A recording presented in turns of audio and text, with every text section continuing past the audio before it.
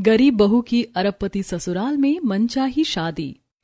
शहर के आलीशान कॉलेज ग्राउंड के बैकग्राउंड में महंगी स्पोर्ट्स कारें खड़ी हैं। पीहू ने एक बहुत ही साधारण पुरानी सलवार कमीज पहनी हुई है। पैरों में रबर वाली सस्ती चप्पल है। उसके हाथ कांप रहे हैं और वो रोहन के सामने एक लाल गुलाब लिए आगे बढ़ती है। रोहन ब्रांडेड गॉगल्स और हाथ में कार की चाबी लिए खड़ा है। रोहन, मैं तुम्हें कॉलेज के पहले दिन से पसंद करती हूँ। प्लीज एक्सेप्ट दिस रोज। पीहू के मुंह से ये बात सुनते ही रोहन के चेहरे पर हंसी आ जाती है। वो झटके से पीहू के हाथ से गुलाब छीनता है, उसे जमीन पर पटकता है और अपने महंगे जूतों से कुचल देता है। ओए भाई, देखना जरा इसे। देखो गाइस, ये मुझे गुलाब दे रही है, ये मुझे प्रपोज कर रही है। हाँ, शक्ल देखी अपनी आईने में। तेरी औकात तेरी हैसियत से कहीं ज्यादा महंगी तो मेरी ये जूती है। तू मुझे प्रपोज करेगी? मुझे लगता है कि मैं तेरा प्रपोजल एक्सेप्ट कर लूंगा। क्यों गाइस, क्या तुम लोग इसका प्रपोजल एक्सेप्ट करोगे? भाई, मेरी क्या मती मारी गई है जो मैं ऐसी लड़की को अपनी काम वाली भी रखूं? कपड़े देखे हैं इसके, पूरी की पूरी बहन जी है। अरे भाई, इसके पास तो ढंग के कपड़े तक नहीं है और ख्वाब देखो इसके, कंगाल के घर पैदा हुई और ख्वाब राजाओं के। रोहन को पटाने चली है। रोहन, प्लीज ऐसा मत कहो। प्यार में अमीर गरीब नहीं देखा जाता। अपनी बकवास बंद कर और दूर रहे हमसे। दफा हो जाए यहाँ से। क्या चल रहा है यहाँ पर? तुम लोगों के अंदर थोड़ा सा भी सेंस है या नहीं है? किसी लड़की को इस तरीके से बीच मैदान में बेइज्जत करने का हक तुम जैसे रईसजादों को किसने दिया?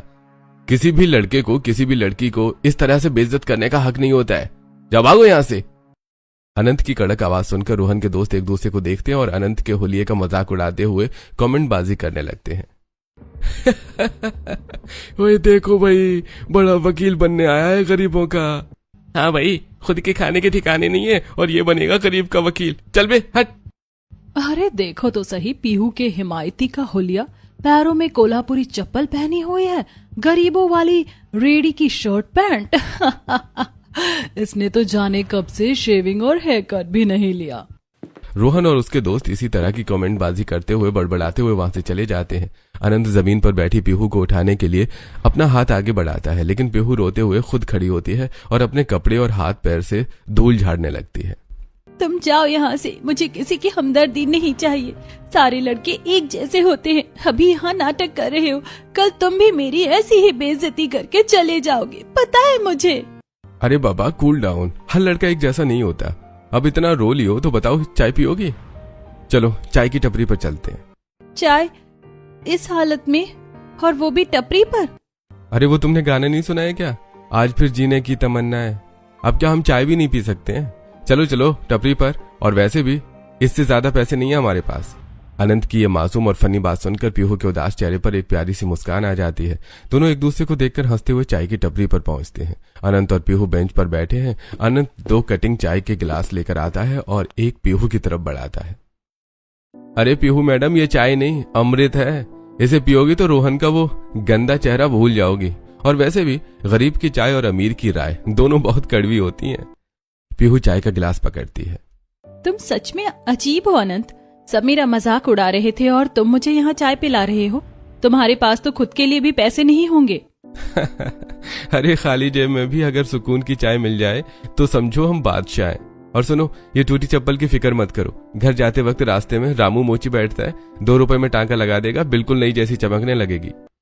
दोनों हंसने लगते हैं और चाय की उस टपरी पर दोनों के बीच एक अनकहा रिश्ता शुरू हो जाता है। दिन गुजरते हैं और एक दिन क्लास चल रही होती है। पीहू और अनंत सबसे आखिरी बेंच पर बैठे हैं और धीरे धीरे बातें कर रहे हैं। पीहू, ये प्रोफेसर साहब तो जो थ्योरी पढ़ा रहे हैं ना, उससे कुछ नहीं। ये पहन लो और बस मेरी इस शॉर्टकट ट्रिक को समझो, पूरे नंबर आएंगे। अनंत की बात सुनकर पीहू हंसने लगते हैं। अब दोनों की दोस्ती इतनी गहरी थी कि जहां भी पीहू जाती है अनंत उसकी ढाल बनकर साथ रहता है।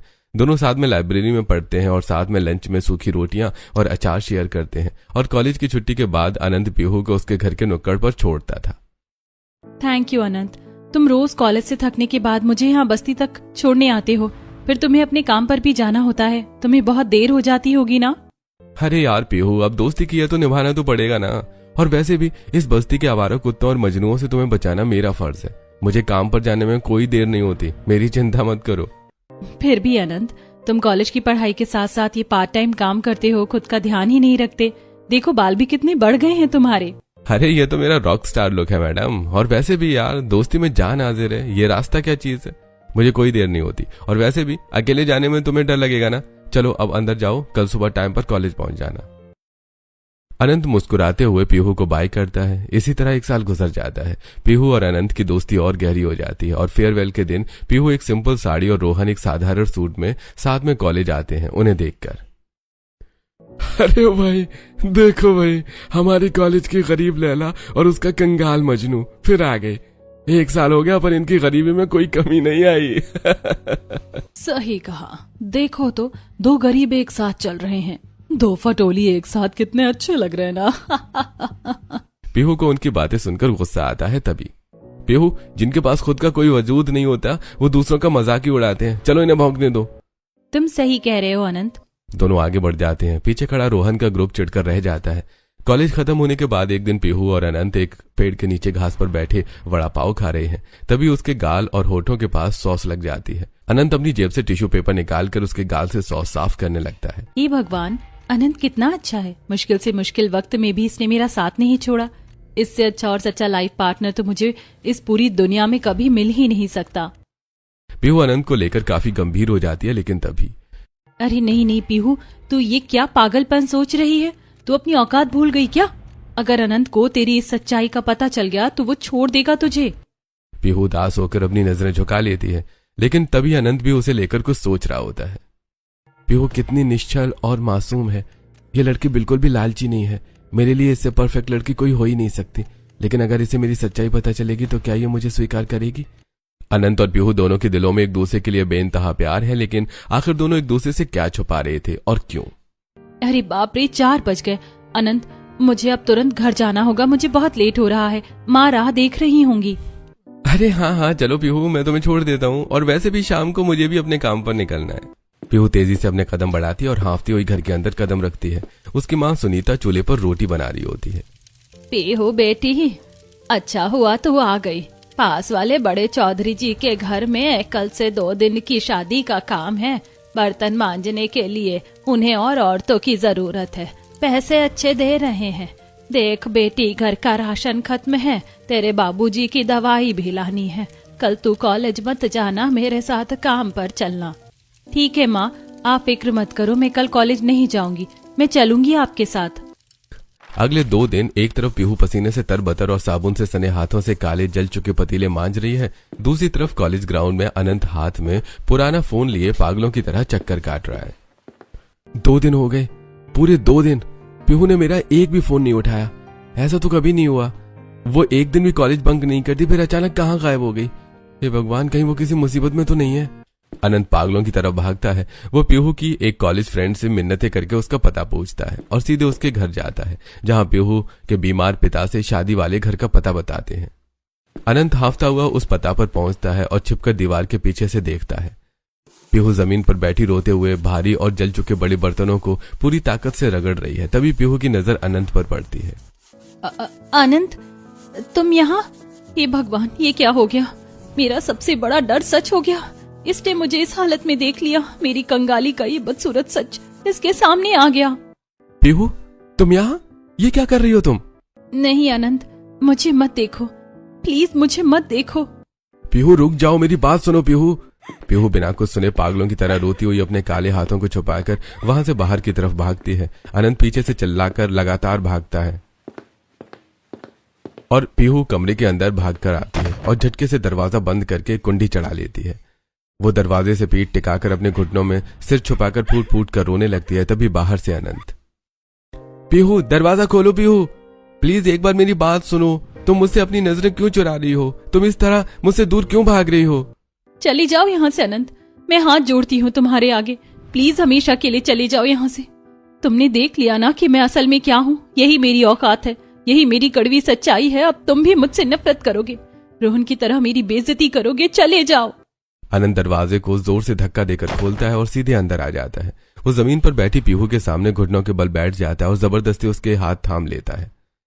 पीहू, बंद करो अपनी ये बकवास। मुझे रत्ती भर भी फर्क नहीं पड़ता कि तुम क्या करती हो और तुम्हारी मजबूरी क्या है। मुझे फर्क सिर्फ इस बात से पड़ता है, क्या तुम मुझसे प्यार करती हो? अनंत, तुम होश में तो हो? अरे पीहू, अपने बीमार बाप और बूढ़ी माँ का पेट पालना कोई गुनाह है क्या? ये तो गर्व की बात है।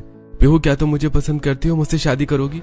अनंत के मुंह से यह सुनकर पीहू बुरी तरह शॉक्ड रह जाती है। वो शर्माकर अपनी भीगी पलकें झुका लेती है और धीरे से अपना सिर हाँ में हिला देती है। बस मुझे मेरा जवाब मिल गया, अब ये रोना धोना बिल्कुल बंद। चलो अपनी माँ के पास चलते हैं, मुझे आज ही उनसे अपनी होने वाली पत्नी का हाथ मांगना है। अनंत और पीहू हाथ पकड़े आंगन में आते हैं। वहां पीहू की माँ सुनीता और पिता विनोद बैठे हैं। पास ही पड़ोसन अंजू बैठी है। बाबूजी, माँ, मैं आपकी बेटी पीहू से बहुत प्यार करता हूँ। पीहू भी मुझसे मोहब्बत करती है। हम दोनों एक दूसरे के बिना नहीं रह सकते। मैं हाथ जोड़कर आपसे पीहू का हाथ मांगने आया हूँ।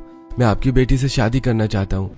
अनंत की बात सुनते ही विनोद और सुनीता के चेहरों पर एक अजीब सी बेबसी छा जाती है। विनोद खांसते हुए उठने की कोशिश करते हैं। अरे बेटा, हमारी हैसियत नहीं है बड़ी शादी करने की। मैं तो इस घाट से लग चुका हूँ। बेटी को ब्याहने के लिए मेरे पास फूटी कौड़ी भी नहीं है। अरे बाबूजी, ऐसा मत कहिए। मुझे कोई दान दहेज या बड़ी शादी नहीं चाहिए। आप बस अपना आशीर्वाद दे दीजिए। शादी का सारा खर्च मैं संभाल लूंगा, मैं हूं ना। तभी कोने में बैठी पड़ोसन अंजू जोर से हंसती है। अरे ओ छोरे, बड़ी बड़ी बातें तो ऐसी कर रहा जैसे कोई राजा महाराजा हो। अरे तुम्हारी तो खुद की हैसियत नहीं है। तुम्हारे पास ढंग से तन पर पहनने के लिए कपड़े नहीं है, पैरों की चप्पल तक टूटी हुई है, और तुम हमारे मोहल्ले की बेटी की शादी का खर्च उठाओगे। बड़े आए, मैं हूं ना वाले। अंजू बहन, वो लड़का नेक दिल का लग रहा है। अरे रहने दे सुनीता, तो भोली है। प्यार से पेट नहीं भरता, पैसे से भरता है। जब कंगाली खिड़की से अंदर आती है ना, तो ये आशिकी दरवाजे से बाहर भाग जाती है। अंजू के कड़वे शब्द सुनकर सुनीता और विनोद का दिल बैठ जाता है, लेकिन तभी पीहू अपनी आंखों के आंसू पोंछकर आगे आती है। बस कीजिए अंजू चाची, बहुत बोल लिया आपने। मेरे अनंत की कंगाली का मजाक मत उड़ाइए। माँ, बाबूजी, अगर ये मुझसे प्यार करता है ना, तो मैं इसके साथ सूखी रोटी खाकर भी पूरी जिंदगी हंसते हंसते गुजार लूंगी। बाबूजी, माँ, पीहू के इस भरोसे को मैं कभी टूटने नहीं दूंगा। आप बिना किसी चिंता के शादी के लिए हामी भर दीजिए। मैं 2 दिन बाद ही पीहू को ब्याह कर अपने घर ले आऊंगा। अनंत का यह अटूट हौसला देखकर विनोद और सुनीता रोते हुए हाँ में सिर हिला देते हैं। पड़ोसन अंजू चिढ़कर अपना मुंह फेर लेती है। शादी तय हो जाती है। अनंत को गए 2 दिन हो गए हैं। बाहर सूरज आग उगल रहा है। घर में बिजली नहीं है, पंखा बंद पड़ा है। पीहू पसीने से पूरी तरह लथपथ है। वो मिट्टी के चूल्हे के सामने बैठी है। पीहू बेटी, मेरा तो कलेजा फटा जा रहा है। तू विदा होकर ससुराल जा रही है, पर इस अभागे बाप माँ के पास तुझे देने के लिए एक जोड़ी नया सूट तक नहीं है। ऐसा मत कहो माँ, मुझे नए कपड़े या गहने नहीं चाहिए। मेरे लिए आपका आशीर्वाद ही सबसे बड़ा गहना है। उस तपती गर्मी में बिना सब्जी के सिर्फ सूखी रोटी खाकर पीहू का पूरा परिवार रो पड़ता है। 1 हफ्ते बाद विनोद खाट पर लेटे हैं और सुनीता माथे पर हाथ रखे बैठी है। अनंत 1 हफ्ते से लापता है। उसका फोन भी बंद आ रहा है। अरे सुनीता, देख लिया ना, हमने तो पहले ही कहा था कि आजकल के लड़के किसी के सगे नहीं होते, फिर चाहे अमीर हो या गरीब। नीयत सबकी एक जैसी होती है। देख, वो कंगाल तेरी बेटी को बीच मझधार में छोड़कर धोखा देकर रफू चक्कर हो गया।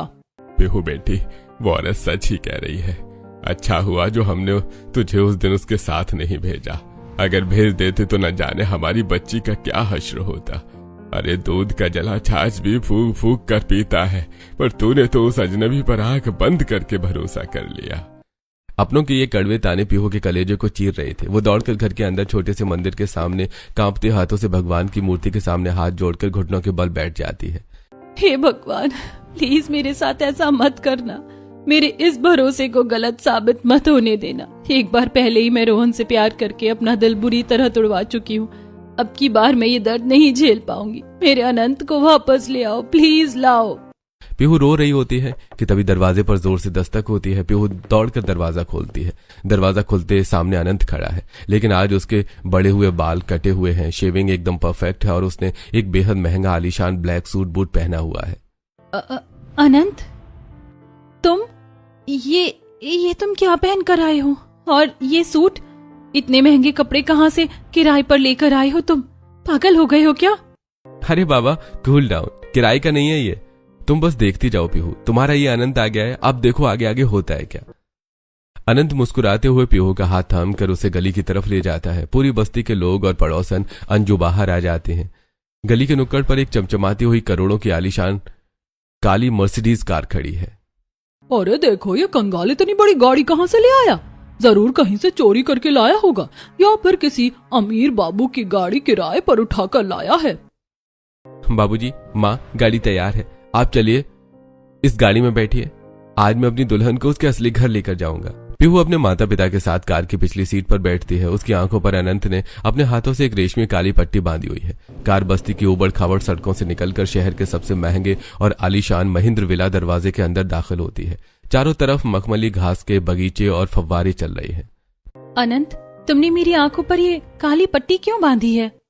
अरे पीहू, बस थोड़ा सा भरोसा और रखो। मैंने तुमसे वादा किया था ना कि मैं तुम्हें कभी रोने नहीं दूंगा। बस वो वक्त आ गया है। अपनी आंखें मत खोलना जब तक मैं न कहूं। कार रुकती है। अनंत गाड़ी से उतरकर खुद दरवाजा खोलता है। पीहू और उसका माता पिता आलीशान महल में खड़े होते हैं। पीहू, अब समय आ गया है, अपनी आंखों की पट्टी खोलो। अनंत पीहू की आंखों से काली पट्टी हटाता है। जैसे ही पीहू अपनी आंखें खोलती है, उसकी आंखें फटी की फटी रह जाती हैं। उसके पीछे खड़ी मां सुनीता और बीमार पिता विनोद का डर के मारे बुरा हाल है। चारों तरफ दर्जनों नौकर चाकर हाथ जोड़कर खड़े हुए हैं। अनंत, ये तुम हमें कहाँ ले आए? इतना बड़ा महल! हे भगवान! अनंत, अगर इन लोगों के मालिक को पता चल गया ना, तो वो हमें धक्के मार कर यहाँ से बाहर भगा देंगे। हमारी बहुत बेइज्जती होगी। अनंत, चलो यहाँ से बाहर निकलो। हाँ बेटा अनंत, तू अपनी जिद में हमारे बुढ़ापे की बची कुछ इज्जत का तमाशा क्यों बना रहा है? पता नहीं ये किस राजा का घर है। मैं यहाँ से जाने दे बेटा। मां, बाबूजी, आप लोग इतना डर क्यों रहे हो? जैसे ही अनंत पीहू और उसके माता पिता को लेकर हॉल के बीच में कदम रखता है, विला के सारे नौकर चाकर एक साथ झुक जाते हैं। मैनेजर आगे बढ़कर बहुत ही अदब से अनंत का बैग अपने हाथों में लेता है। नौकरों की एक पूरी फौज ट्रे में जूस और पानी की गिलास लिए खड़ी हो जाती है। वेलकम बैक छोटे साहब, आपका बहुत बहुत स्वागत है और हमारे इन खास मेहमानों का भी इस विला में स्वागत है। छोटे साहब? अनंत, ये सब क्या है? ये लोग तुम्हें साहब क्यों बोल रहे हैं? अरे बहू, जिसे तुम अब तक एक मामूली और कंगाल बैक बेंचर समझ रही थी ना, वो कोई कंगाल नहीं बल्कि इस शहर के सबसे बड़े खानदान का इकलौता वारिस और अरबपति है। महेंद्र ग्रुप ऑफ इंडस्ट्रीज का होने वाला मालिक है ये। क्या? अरबपति?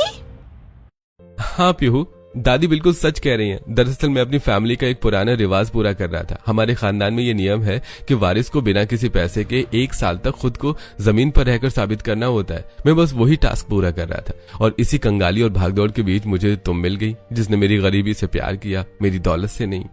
अनंत, तुमने मेरे साथ इतना बड़ा सस्पेंस रखा, मैं तो डर ही गई थी। अरे अगर सस्पेंस नहीं रखता तो तुम्हारी ये सच्ची मोहब्बत मुझे कैसे मिलती हो? अब चलो, बहुत हुआ रोना धोना, अब तुरंत शादी की तैयारियां शुरू करो। शादी? अरे वही शादी, तुम्हारी वो मनचाही शादी जिसके सपने तुमने बचपन से देखे थे।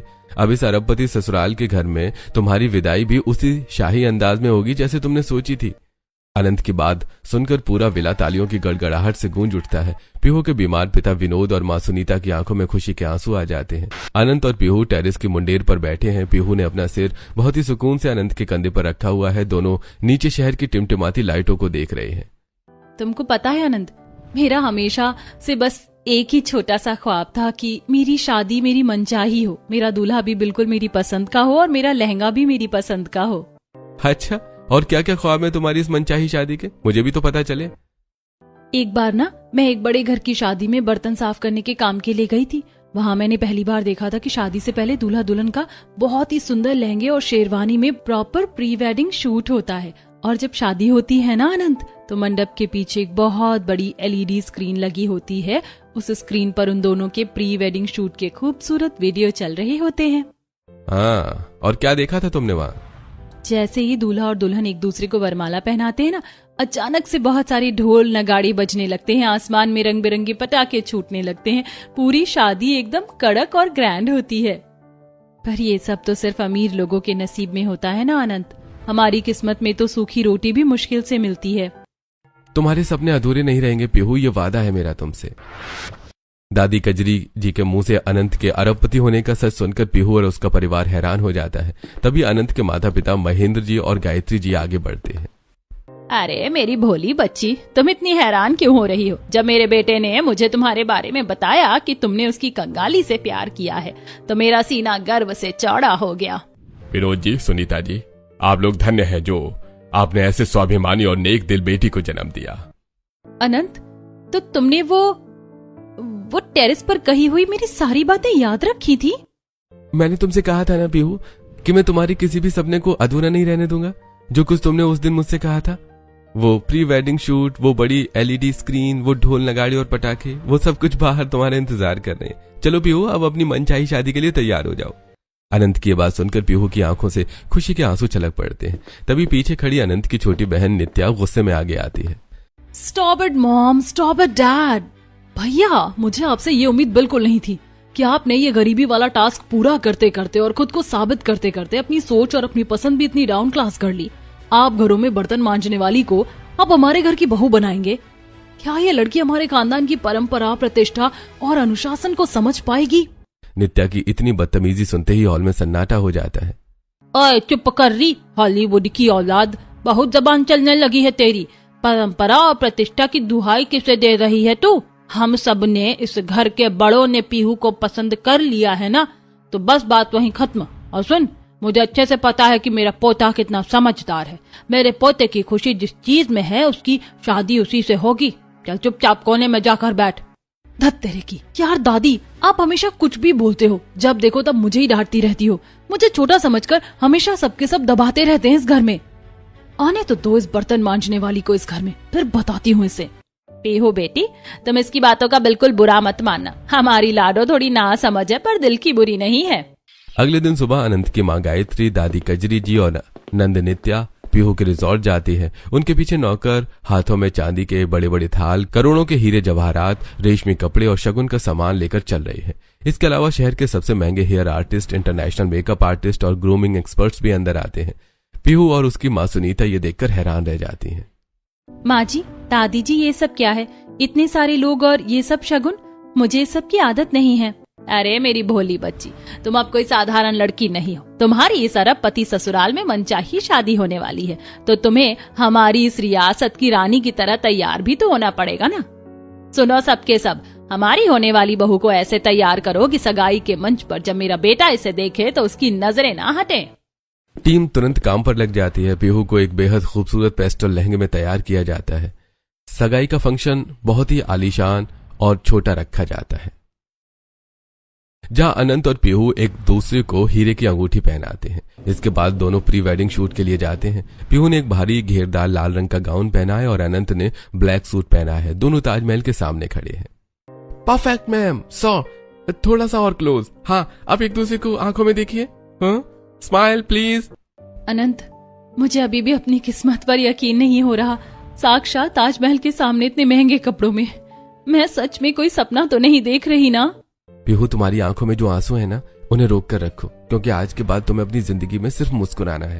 ताजमहल फोटोशूट के बाद दोनों उदयपुर झील पहुंचते हैं। झील के ठंडे पानी को छूते हुए पीछे मुड़कर अनंत के सीने पर पीहू सिर टिका देती है। अनंत, आज मैं दुनिया की सबसे खुश नसीब लड़की हूँ। थैंक यू मेरी जिंदगी में आने के लिए।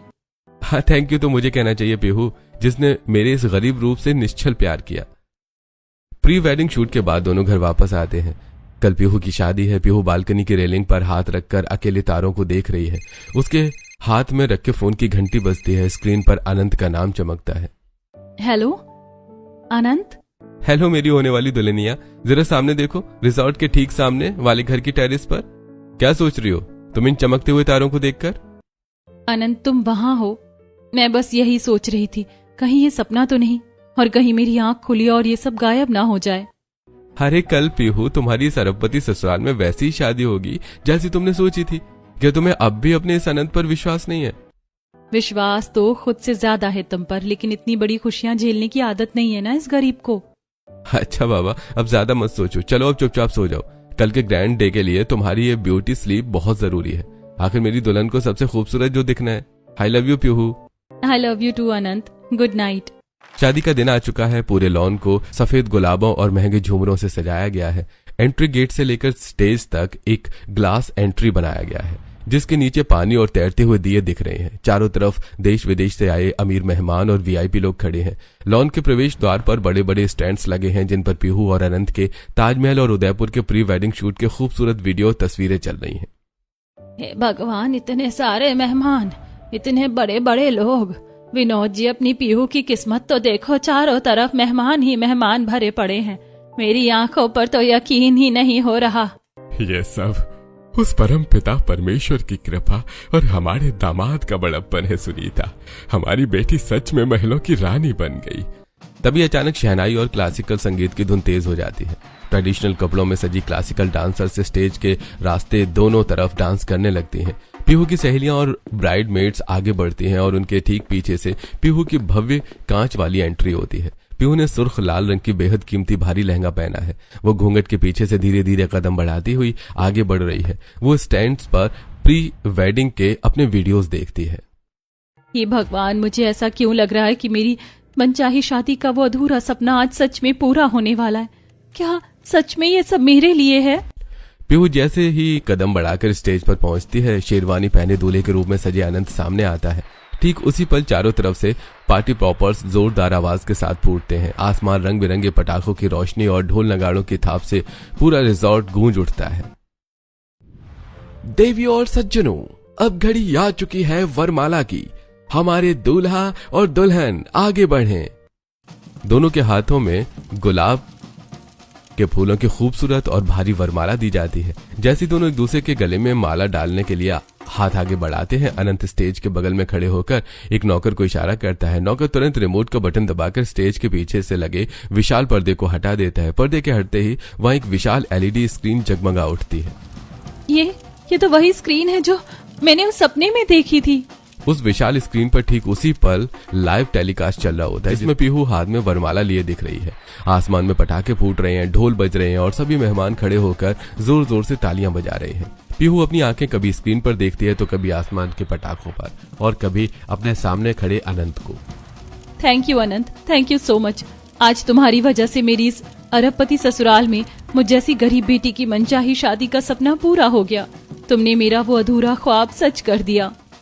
अरे मैंने वादा किया था पीहू, और एक मर्द अपने वादे से कभी पीछे नहीं हटता। ढोल और पटाखों के बाद अब पंडित जी मंत्रोच्चार कर रहे हैं। पीहू और अनंत अग्नि के चारों ओर 7 फेरे ले रहे हैं। अनंत पीहू की मांग में सिंदूर भरता है और गले में मंगलसूत्र पहनाता है। शादी संपन्न होती है, सभी लोग आशीर्वाद दे रहे हैं। तभी नंद नित्या एकांत में रोती हुई दिखाई देती है। पीहू उसके पास जाती है। क्या हुआ नित्या, तुम इस खुशी के मौके पर रो क्यों रही हो? मुझसे कोई गलती हो गई क्या?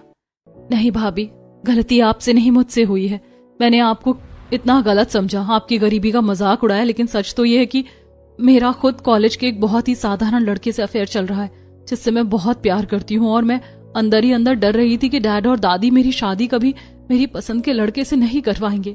मेरा तो सपना ही टूट जाएगा। पागल लड़की, तुम्हारा सपना कभी अधूरा नहीं रहेगा। जब मुझ जैसी एक मामूली घर में बर्तन मांजने वाली गरीब लड़की की मनचाही शादी इस अरबपति ससुराल में हो सकती है, तो तुम इस घर की लाडली बेटी हो। तुम्हारा सपना कैसे पूरा नहीं होगा? चलो मुझे इस लड़के के बारे में सब कुछ सच सच बताओ। मैं और तुम्हारे भैया खुद तुम्हारी शादी तुम्हारी पसंद से करवाएंगे। थैंक यू भाभी, आई एम सो सॉरी।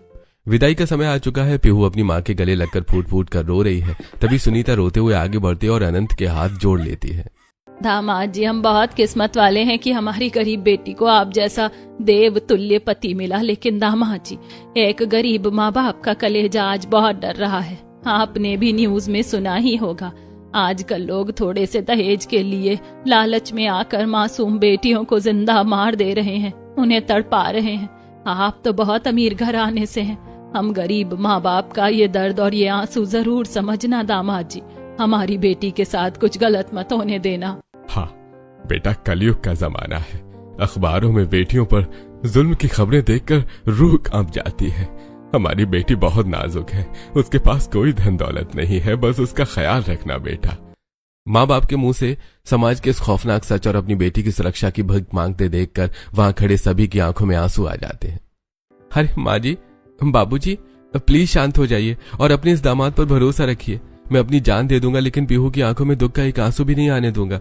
आप लोग बिल्कुल फिक्र मत कीजिएगा, मैं इसका हमेशा अपनी पलकों पर बिठाकर ख्याल रखूंगा। पीहू रोते हुए अपने माता पिता के पैर छूती है और अनंत उसका हाथ थामकर उसे गाड़ी में बिठाता है। पीहू का गृह प्रवेश उसके ससुराल में होता है। इसके बाद पीहू अपनी सुहाग रात के लिए अपने कमरे में जाती है। अनंत उसके साथ आया है। पीहू, मेरी अर्धांगिनी, तुम खुश तो हो ना? मैं बहुत खुश हूँ अनंत, बहुत ज्यादा खुश हूँ। आज मेरा वो मनचाही शादी का सपना भी पूरा हो गया और मुझे इस पूरी दुनिया का सबसे सच्चा और प्यार करने वाला पति भी मिल गया। अब मुझे जिंदगी से और कुछ नहीं चाहिए। अरे, और मुझे तुम जैसी सच्ची लाइफ पार्टनर मिल गई। तो दोस्तों, जहां आज के दौर में हम आए दिन अखबारों और न्यूज में दहेज के लालच में बेटियों पर होने वाले अत्याचारों की दर्दनाक खबरें सुनते हैं, वहां अनंत जैसे अमीर दामाद के इस फर्ज को देखकर आपके दिल में क्या विचार आते हैं, हमें नीचे कमेंट्स में लिखकर जरूर बताइए।